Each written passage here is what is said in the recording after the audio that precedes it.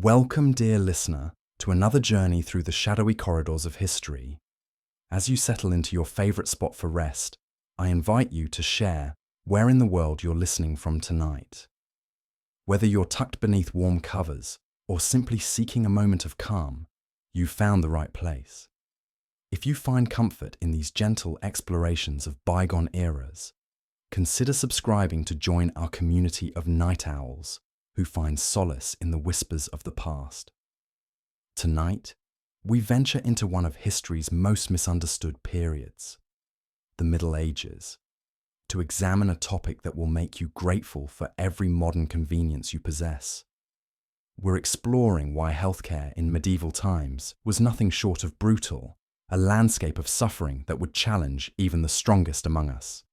Picture, if you will, a world without the gentle hum of hospital machines, without the reassuring presence of trained nurses, without even the most basic understanding of germs or sanitation. Imagine a time when a simple cut could mean death, when childbirth was a gamble with mortality, and when the very remedies meant to heal often hastened one's journey to the grave. In medieval Europe, healthcare wasn't just primitive, it was often downright dangerous. The prevailing medical theory centered around the four humours: blood, phlegm, yellow bile, and black bile. Physicians believed that illness resulted from an imbalance of these mysterious fluids coursing through the body. To restore harmony, they would drain patients of blood through leeches or crude cuts, purge their systems with violent emetics, or prescribe concoctions that would horrify modern practitioners. Consider the plight of a medieval patient suffering from what we now know as pneumonia. Rather than receiving antibiotics and oxygen, they would likely endure bloodletting to release the excess heat from their lungs. Hot irons might be applied to their chest to burn away the corruption, while noxious herbal brews forced their already weakened body to expel whatever remained in their stomach. The very spaces where healing was meant to occur were breeding grounds for disease. Hospitals, often attached to monasteries, housed the sick in cramped, unventilated rooms where contagion spread like wildfire. Surgical instruments, when used at all, were rarely cleaned between patients. The concept of sterilization was utterly foreign, and infection was seen as an inevitable part of the healing process. Surgery itself was a brutal affair, performed without anesthesia save for perhaps a cup of wine or a leather strap to bite down upon. Patients would be held down by strong men, while barber surgeons, who often doubled as the local haircutters, sawed through bone and flesh with tools better suited to carpentry than medicine. The mortality rate was staggering, and those who survived often faced a lifetime of disability and chronic pain.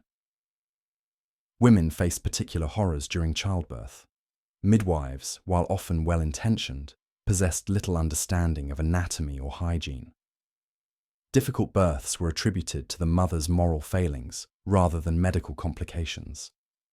Caesarean sections were virtually unknown, performed only in desperate attempts to save a child after the mother had already perished.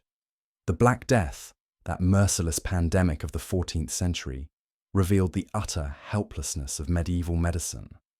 As the plague swept across Europe, claiming between 30 and 60% of the population, physicians fled in terror or fell victim to the very disease they claimed to understand.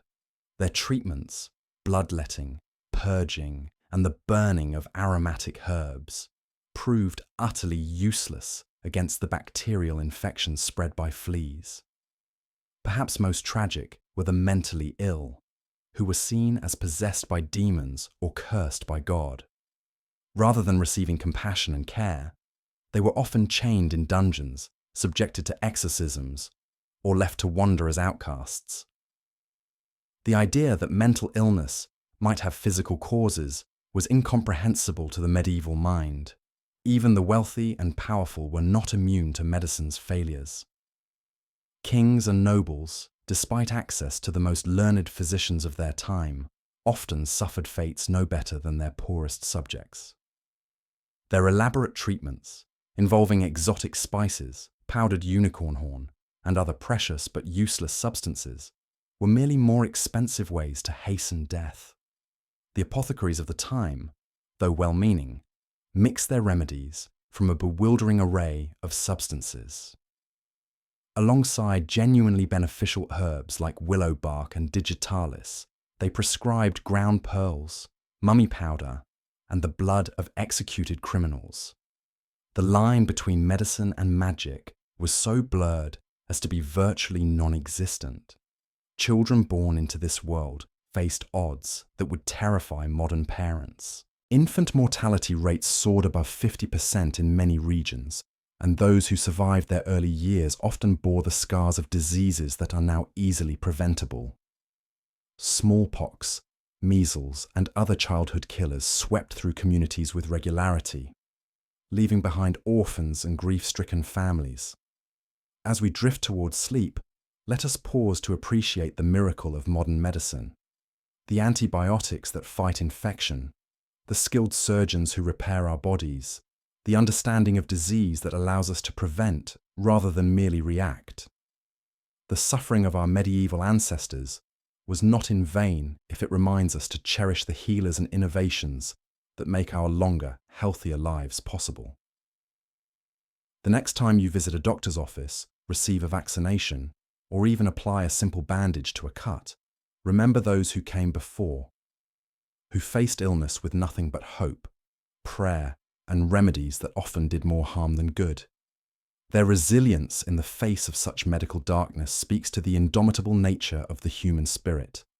So rest easy tonight, knowing that the brutal age of medieval healthcare has given way to an era of healing beyond the wildest dreams of those ancient physicians. Let their struggles remind us not to take for granted the medical miracles that surround us each day, and may their memory inspire continued progress in the noble art of healing. Sweet dreams, dear listener, and may you wake refreshed and grateful for the countless medical advances that keep us safe and well.